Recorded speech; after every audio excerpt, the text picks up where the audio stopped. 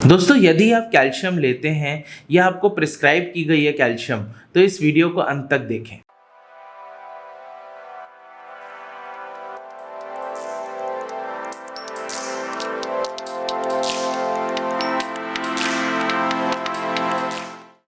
दोस्तों कैल्शियम जैसे कि हम सब जानते हैं एक असेंशियल एलिमेंट है। बोन हेल्थ के अलावा कैल्शियम का रिक्वायरमेंट बॉडी के हर वाइटल फंक्शन में होता है, चाहे ब्लड की क्लॉटिंग हो, चाहे दिल का धड़कना हो, चाहे गट में ऑब्जॉर्प्शन हो, चाहे ब्रेन का काम करना हो। कैल्शियम का रिक्वायरमेंट बॉडी के हर फंक्शन में बहुत जरूरी है। कैल्शियम एक वक्त के बाद, स्पेशली 50 साल से उम्र के बाद मेनोपॉजल फीमेल्स में उसका अमाउंट घट जाता है, कैल्शियम का अब्जॉर्प्शन कम हो जाता है। कैल्शियम की रिक्वायरमेंट्स को ब्लड में फुलफिल करने के लिए बोन से कैल्शियम रिजॉर्प्शन होता है और इस वजह से बॉडी को कैल्शियम की रिक्वायरमेंट बढ़ जाती है। रिकमेंडेड डेली अलाउंस की अगर बात करें तो नॉर्मल एडल्ट ह्यूमन बीइंग को 1000 मिलीग्राम ऑफ कैल्शियम हर रोज लेना चाहिए। 50 साल की उम्र के बाद ये रिकमेंडेड डेली अलाउंस 1200 मिलीग्राम तक हो जाती है। इसी कारण आपके डॉक्टर आपको कैल्शियम प्रिस्क्राइब करते हैं और कैल्शियम की टैबलेट्स लेना बहुत ज़रूरी हो जाता है। पर कौन सी टैबलेट लें? मार्केट में तो बहुत सारी टैबलेट्स मिलती हैं।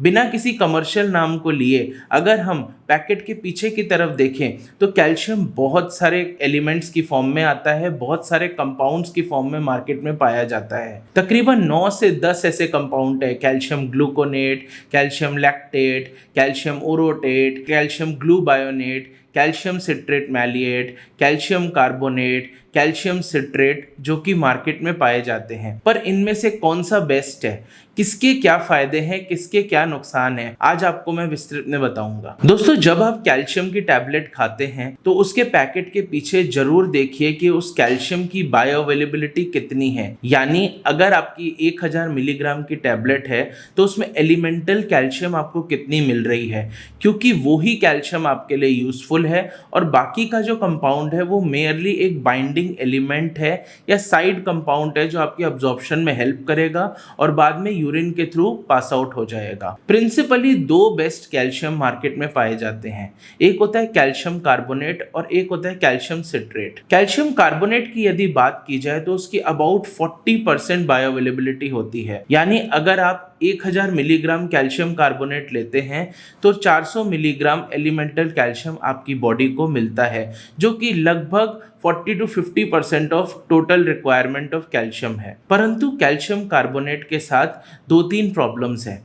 पहली कि कैल्शियम कार्बोनेट एक बेसिक कंपाउंड होता है, यानी कि उसकी अल्कलाइन नेचर होती है, इसलिए उसको अब्सॉर्ब करने के लिए पेट में एसिड की रिक्वायरमेंट होती है। तो यदि आप कोई एंटासिड टैबलेट्स खाते हैं तो कैल्शियम कार्बोनेट इतना यूजफुल आपके लिए नहीं रहेगा, क्योंकि उसकी अब्सॉर्प्शन पूरे पोटेंशियल के साथ नहीं हो पाएगी। दूसरी चीज है कैल्शियम कार्बोनेट बेल्चिंग करता है, पेट को ब्लोट कर देता है और कॉन्स्टिपेशन भी करता है। परंतु कैल्शियम कार्बोनेट जैसे मैंने आपको बताया उसकी एलिमेंटल कैल्शियम की वैल्यू सबसे ज्यादा है और वो सबसे लीस्ट एक्सपेंसिव होता है। कैल्शियम कार्बोनेट सबसे नेचुरल कैल्शियम भी होता है। मार्बल्स में, शंकों में, सिपियों में, इन सब में भी कैल्शियम कार्बोनेट पाया जाता है। तो it is as close to the nature है। ऑन दी अदर हैंड अगर हम कैल्शियम सिट्रेट की बात करें तो कैल्शियम सिट्रेट की अगर प्रोडक्शन हो तो उसमें कैल्शियम के साथ साथ सिट्रिक एसिड को जोड़ा जाता है, जिससे कैल्शियम सिट्रेट बनता है। तो आप खुद ही समझ सकते हैं, क्योंकि सिट्रिक एसिड के साथ जोड़ा जाता है तो कैल्शियम सिट्रेट एक एसिडिक कंपाउंड होता है, इसीलिए कैल्शियम सिट्रेट को एसिडिटी नहीं करता है। कैल्शियम सिट्रेट को खाने के बाद खाने की जरूरत नहीं है। कैल्शियम सिट्रेट को आप कभी भी खा सकते हैं, वो बहुत सेफ होता है, वो कॉन्स्टिपेशन भी नहीं करता है, वो बेल्चिंग भी नहीं करता है, वो ब्लोटिंग भी नहीं करता है और अनलाइक कैल्शियम कार्बोनेट उसका कोई मेटालिक टेस्ट भी नहीं होता है। परंतु कैल्शियम सिट्रेट की बायो अवेलेबिलिटी 21 to 25% ही होती है। यानी कि अगर आप 1000 मिलीग्राम कैल्शियम सिट्रेट ले रहे हैं तो आपकी बॉडी को 210 से 250 मिलीग्राम कैल्शियम ही मिलता है। इसीलिए उसको डिवाइडेड डोजेस में दिन में 2 से 3 बार लेना चाहिए अपनी कैल्शियम रिक्वायरमेंट्स को फुलफिल करने के लिए। और क्योंकि calcium citrate naturally occurring compound नहीं है, उसको सिंथेटिकली बनाया गया है, इसलिए कैल्शियम सिट्रेट थोड़ा सा कॉस्टली भी होता है। परंतु कैल्शियम सिट्रेट के साइड इफेक्ट्स बहुत कम होते हैं। दोस्तों आशा करता हूं आप समझ गए होंगे इन दोनों कंपाउंड्स के बीच में और आप चयन कर सकते हैं कि आपको कौन सा कैल्शियम लेना चाहिए, कौन सा एलिमेंटल कैल्शियम बेस्ट होता है, कौन सा कैल्शियम कंपाउंड बेस्ट होता है। दोस्तों दर्द को बिल्कुल भी अनदेखा ना करें। यदि आपको या आपके किसी परिजन को दर्द है तो उसमें कैल्शियम बहुत जरूरी है और सही कैल्शियम का चयन भी बहुत जरूरी है। इस वीडियो को ज्यादा से ज्यादा लोगों के साथ शेयर कीजिए। आप जानते ही हैं मेरा नाम डॉक्टर रचित गुलाटी है। हम दर्द का ट्रीटमेंट करते हैं अपने होलिस्टिक नॉन सर्जिकल वेज के द्वारा। हमारे 8 सेंटर है दिल्ली एनसीआर में और हम इस यूट्यूब चैनल पे ऐसी बहुत सारी जानकारी भरी वीडियोस आपके साथ शेयर करते रहते हैं। यदि आपको हमारी वीडियोस पसंद आई तो इस चैनल को सब्सक्राइब करें और यदि आपको इस वीडियो से रिलेटेड कोई भी डाउट है,